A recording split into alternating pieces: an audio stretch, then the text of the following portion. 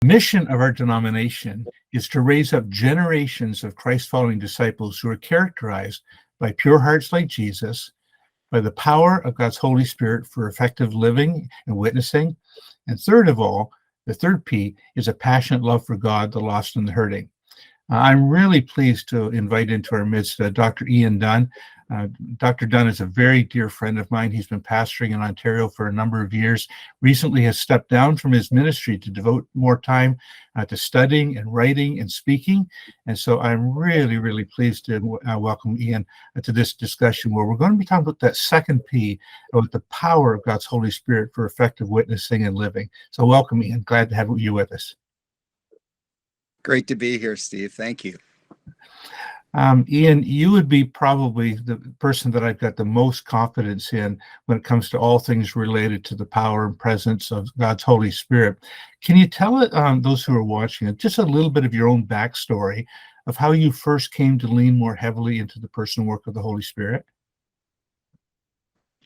Well, part of it was just the way I was born into the kingdom. I was born into the kingdom through an experience of the Holy Spirit and got immediately invited into a charismatic Bible study. So I was attending the Free Methodist Church, but I was also attending this Tuesday night charismatic Bible study. And there I actually saw people healed.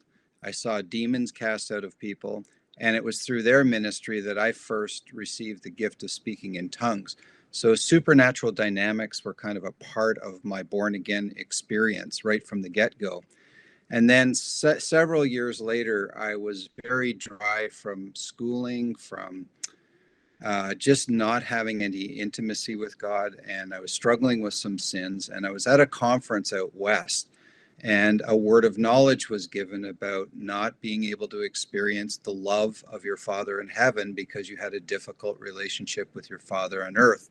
So I stood up for prayer, and the Holy Spirit fell on me, much like what Finney describes in waves and waves of liquid love. And there was a woman beside me who saw the presence of the Holy Spirit visibly on me. And she put a hand on my shoulder, sort of to agree with what God was doing. And the power came out of me and healed her of a severe whiplash she had received in a car accident. So after that experience, I came into a brand new place in worship and intimacy with God. So power was a part of the beginning, but I also had a very significant experience about 10 years in that sort of affirmed that whole dynamic of God's power and presence. I know that you've been researching and writing and thinking and in ministry practice as well a lot about the personal work of the Holy Spirit. Can you talk to us for a few minutes about in what ways does the Holy Spirit's presence and power really enable us to be more effective in ministry and in evangelism than we can in just the normal gifts and graces that may be part of our lives? I had one example of a young woman. I remember that morning going out to I was about to preach and I was praying in my office, and the Holy Spirit spoke to me just this little word. Instead of rejoining the worship team, I want you to pray. I'm going to release gifts. I'm going to not gifts of the Spirit, but gifts of provision, of healing, of those kinds of things. And so I told my daughter who was leading worship, I'm not going to return to the team. I just want you to lead quietly in instrumental music. I'm going to pray instead. I'm going to stay down on the lower stage and pray. And so I did. And I just encouraged people. I said, I feel like the Holy Spirit spoke to me, and that he wants to release gracelets from the Father, that he wants to touch you in healing, in provision. Whatever need you would have, could you just make a small gesture like turning your hand up to receive? And so this woman who had been out in the hallway walking with her fussy baby so as not to disturb the service overheard me say this and walked back into the service. And she was holding her baby kind of like this. And she just put like her one hand out because she didn't want to lose grip on the baby. to receive from the Lord. And I prayed this prayer, and then I was off that day on a mission trip. I was gone for 3 weeks. When I came back, she met me in the hallway and told me in a very detailed story about how she had been healed from chronic and debilitating depression through that one little prayer. And I would say that's the kind of thing, like, you can't manufacture that. And I'm not against counseling, I'm for counseling, and I'm not against normal means of grace. I'm big on the normal means of grace, but these extra dynamics of the Holy Spirit can accelerate discipleship processes, healing processes, that people experience the goodness of God in much more dynamic ways than could otherwise be done without those gracelets of the Holy Spirit in operation. Of particular interest to me is the role of miracle signs and wonders and things of that nature in evangelism. Do you have some things that you could share that maybe you've experienced or witnessed or have been part of your life, of where God has moved in power and people that have been outside of God's kingdom have been persuaded to put their trust in Jesus as a direct result of what they saw God doing in that moment? Is there some stories that you can think of in your own life that would kind of build on that? Now, Steve, you said stories. I'll give you one because that's all that we've got time for. But this is a perfect example of how this works, because I would tell everybody out there, I am not an evangelist. I am an introvert. I don't, knocking on doors would be like my worst nightmare. So I would never credential myself as a go-get-em evangelist. But the Holy Spirit has equipped me many times with words of knowledge and insights into people's lives that have made me effective at leading them to Christ, not because I'm gifted evangelist, but because I'm operating in intimacy with the Holy Spirit, and he tells me things that facilitate the process. And I was thinking of an example. There was a friend of mine. So this wasn't even sort of in my area of ministry. It was like an hour and 20 minutes away one way. And but she was a friend, a colleague from work, and she asked me, she said, I've never presented the gospel. Would you come and help me by presenting the gospel so I can see how it's done? This woman is very open, she's very ready. And so we got there, drove the hour and 20 minutes, and her husband was there. So I wasn't expecting that. And so they started to share their story, and it turns out they've got all these marital problems. So I'm sitting there trying to get the gospel out, and there's just, this window is not opening up. And then as I'm talking to the husband, he's syncretistic, he's got other religions in play, and he grew up Christian, but he believes in Buddha and all this kind of stuff. And the Holy Spirit starts speaking to me, get her alone, get her alone, get her alone. Like, just persistent as he's talking. I heard this like 3 or 4 times, the Holy Spirit saying, get her alone, get her alone. And so I closed out our meeting praying for their marriage. And when I got outside, of course, my friend was a little bit like, you didn't present the gospel. And I said, well, here's what I'm hearing from the Holy Spirit. I'm hearing, get her alone. Can you arrange for a time when we're alone with her? So she said, sure. So we arranged another time. I was a few weeks later, went to her house, and I went early and parked in a parking lot. And I said, Lord, why did you want me to get her alone? Like, what's up? And all I got was, and it was very clear, ask her about her father. So I'm sitting in this parking lot, and I get this word, ask her about her father.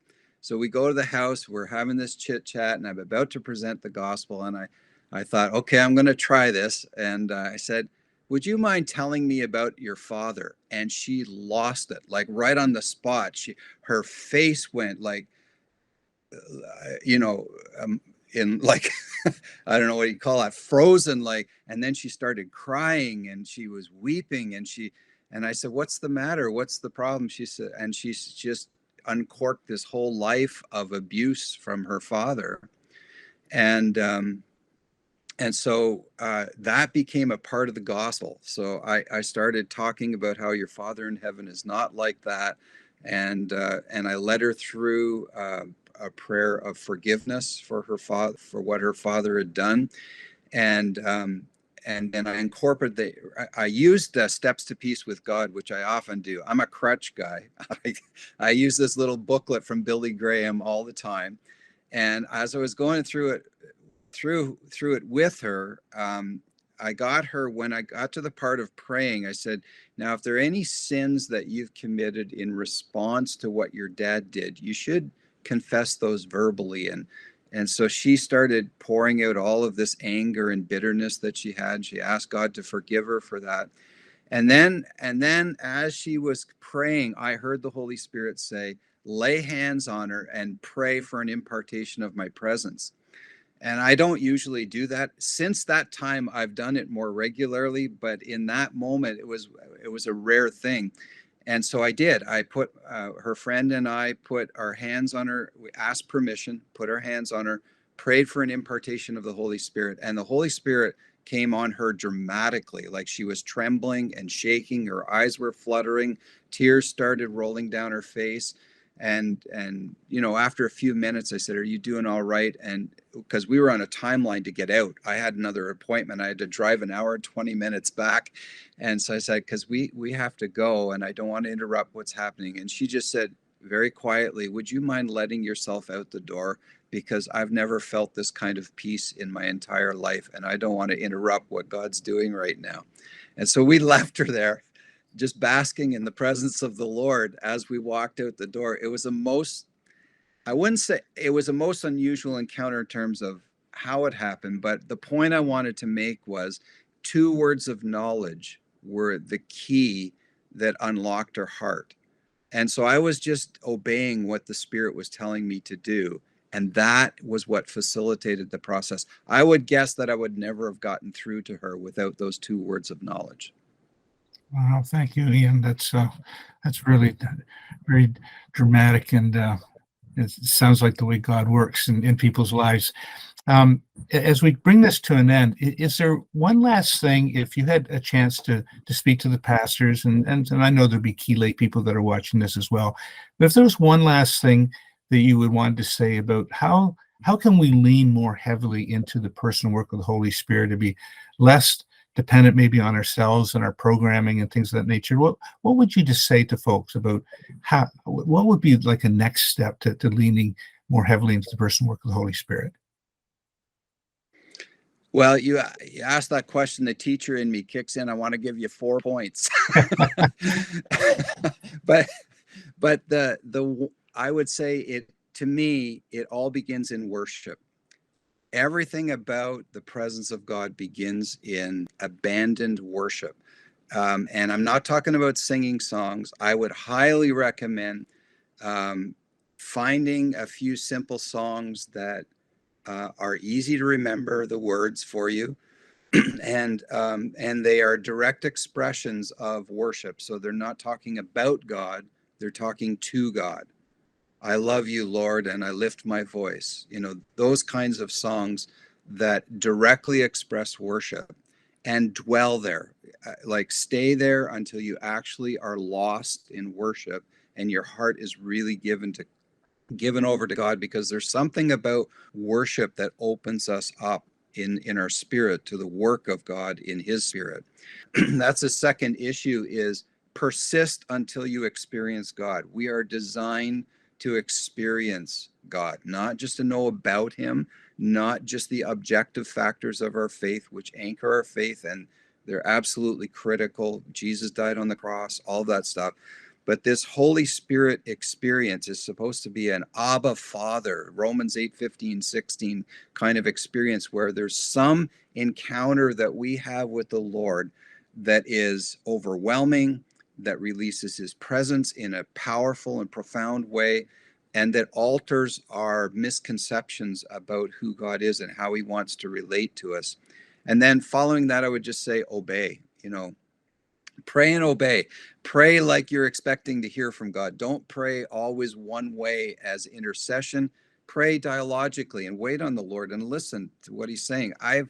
That was one of I think the most important things that flowed from that experience was I had early on, God spoke to me and I could hear him speaking. And, you know, there's been ebbs and flows in that through my life, but I always come back to the most functional and effective acts of ministry I've had have flowed from revelation, God speaking to me, and me obeying that revelation in response to it.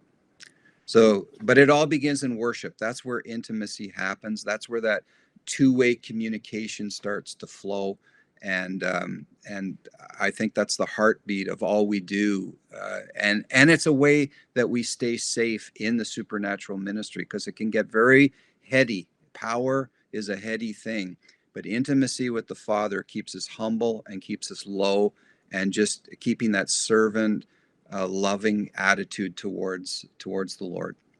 Oh, thank you, Ian. That is so important. I've heard you say on many occasions that these types of ministries really flow out of our own intimate relationship with the Father. It's all relationally based. It's not some program. It's not a series of particular steps. It really flows out of our relationship with God. For each of these videos that we're talking about, the power and presence of God's Holy Spirit in our lives and through us. Thanks for joining us. There'll be more videos, both on the purity aspect, on the power aspect, and on the passionate love for God, the lost and hurting. Thanks for watching. God bless.